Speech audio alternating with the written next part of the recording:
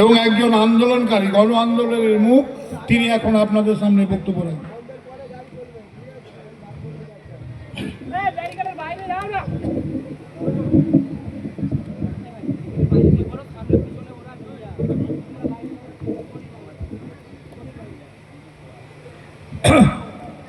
আজ সারা ভারতবর্ষ তোলপাড়। এই মঞ্চ থেকে আমার পরবর্তী বক্তা এবং আগের বক্তারাও আপনাদের বললেন এবং বলবেন যে আমরা কিভাবে আন্দোলনটা করব, কিভাবে আমরা ভয়ঙ্কর আইনের পরিবর্তন করাবো। তার আগে আমি আপনাদের দু একটা কথা বলে বিষয়টা বলার চেষ্টা করব, কেন এই আইন, এদের উদ্দেশ্য কি, কতদিন ধরে এদের উদ্দেশ্য এবং কিভাবে ওরা সফল করতে চাইছে। বিশ্বনবী বলেছিলেন সংখ্যাগুরুরা সব সময় সংখ্যালঘুদের রক্ষা করে চলবেন, কিন্তু আমার ভারতবর্ষে দেখা গেল সংখ্যাগুরুরা সংখ্যালঘুদের ভয়ানক অত্যাচার করে চলেছে। বিশ্বনবী বলেছিলেন সংখ্যাগুরুরা যদি সংখ্যালঘুদের রক্ষা করতে না পারে তাহলে আমি আল্লাহর দরবারে নালিশ করব। তাহলে আমার মনে হয় সেই আল্লাহর দরবারে সেই নালিশ বর্ষিত হচ্ছে এখন। আর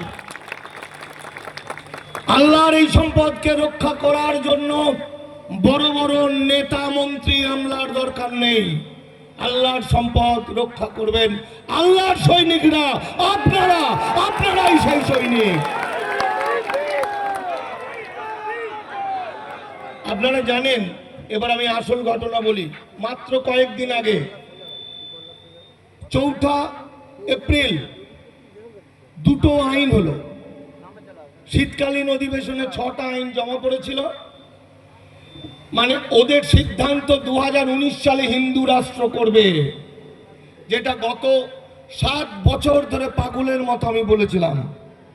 আমরা দামাল বাংলা থেকে বলেছিলাম, ইমতিয়াজ আলী মোল্লারাও বলেছিলেন, মোল্লা একসঙ্গে বলেছিলাম।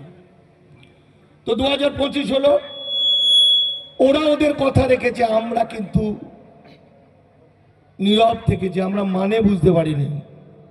যে কারণে শীতকালীন অধিবেশনে মাত্র 2-3 মাস আগে যখন লোকসভায় এই ভয়াবহ বিলটা উত্থাপন হলো, তখন আমার মুসলিম নেতারা চুপ করে বসে থাকলো। কেন তারা তখন থেকে প্রতিবাদ করেনি?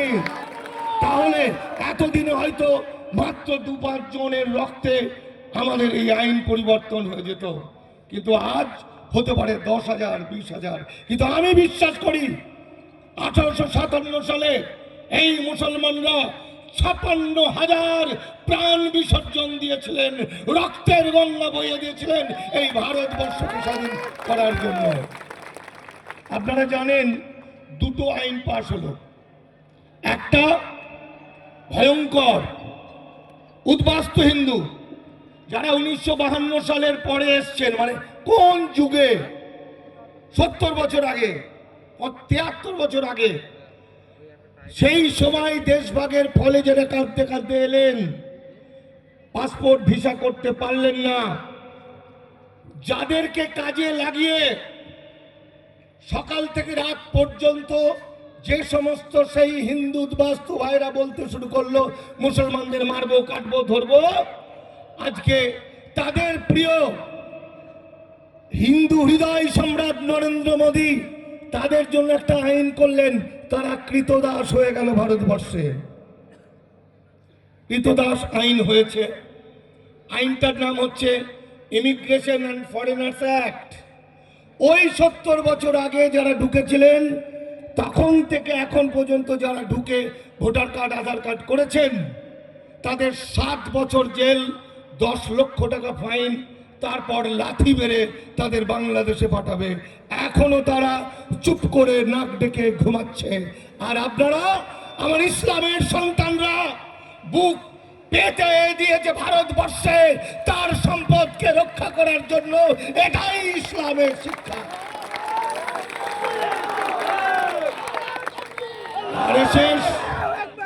আরএসএস গুরুজি গোলওয়ালকার, এই যে আরএসএস এদের যে হেড, এই যে ম্যানিফেস্টো যেটা দেখে দেখে চলছে, সেই গোলওয়ালকার বলেছেন মুসলমানরা ভারতবর্ষে জন্মেছেন তাই তার মাতৃভূমি ভারত, কিন্তু পূর্ণভূমি ভারত নয়, পূর্ণভূমি আরব দুনিয়া। তাই মুসলমানরা যদি ধর্ম ত্যাগ না করে, মুসলমানরা যদি টুপি এবং দাড়ি এবং লুঙ্গি না ছাড়ে, তাহলে হিটলার যেভাবে 60 লক্ষ ইহুদিকে হত্যা করেছিল, সেই একইভাবে ভারতবর্ষের মুসলমানদের ওরা একটা একটা করে শেষ করে দেবে। তাই দেখেছেন বুলডেজার দিয়ে মুসলমানদের বাড়ি গুঁড়িয়ে দিচ্ছে। এরপরও আমরা চুপ করে আছি। তাহলে বন্ধু, আজকে যে আইনটা তৈরি হয়েছে, সেই আইনটা আজকের প্ল্যানিং নয়, খুব হালকা বিষয় নয়।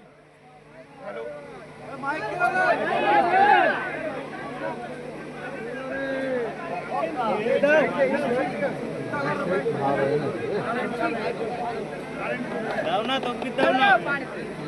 নারায়ে তাকবীর, আল্লাহু আকবার, নারায়ে তাকবীর, আল্লাহু আকবার, আল্লাহু আকবার। হ্যালো, তাহলে আমার বলার বিষয় হচ্ছে ব্যাপারটা অত হালকা নয়। তাহলে হালকা যখন নয়, রাষ্ট্র যখন আমাদের শেষ করার জন্য অস্থির হয়ে আছে, তখন আমাদের কত সংযত হতে হবে, কত বুদ্ধি খাটাতে হবে, কত শান্ত হয়ে চলতে হবে। কারণ আমাদের ভিতরে ঢুকে আছে RSS এর লোকেরা। মাত্র কয়েকদিন আগে আরামবাগ টিভি মুসলমান হয়েও সে সারাদিন মুসলমানদের ধ্বংস করার জন্য মিথ্যা খবর করছে।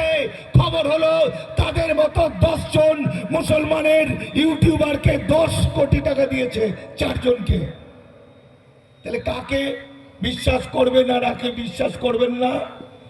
তাই গ্রামে গ্রামে, পাড়ায় পাড়ায়, মহল্লায় মহল্লায় মুসলমান বেশধারী যখন নতুন কোনো লোক দেখবেন, একটু জানার চেষ্টা করবেন, বোঝার চেষ্টা করবেন কোথা থেকে এসেছে, কেন এসেছে।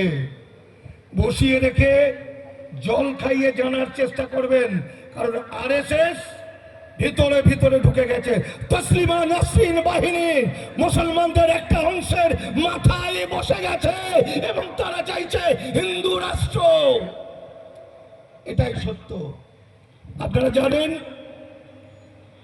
ব্যাটেল অফ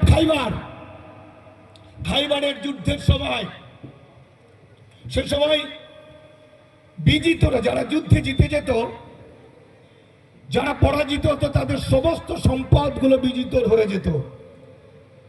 তাই হযরত দ্বিতীয় খলিফা হযরত ওমর যুদ্ধে জয়লাভ করেছেন, প্রচুর সম্পদ। তখন বিশ্ব নবীকে বলেছেন, নবীজি এই সম্পদগুলো আমি কি করব? তখন আকাশের মতো হৃদয়, পৃথিবীর শ্রেষ্ঠ মহামানব বিশ্ব নবী বলেছেন, এই অর্থ তোমার নয়, এই অর্থ আল্লাহর, অর্থাৎ প্রতিটি মানুষের। তাই এই ওয়াকফের বিরুদ্ধে, আইনের বিরুদ্ধে যে লড়াই, সে লড়াই শুধু মুসলমানদের নয়, সে লড়াই প্রতিটি মানুষের লড়াই, হিন্দু, বৌদ্ধ, খ্রিস্টান সমস্ত মানুষের লড়াই।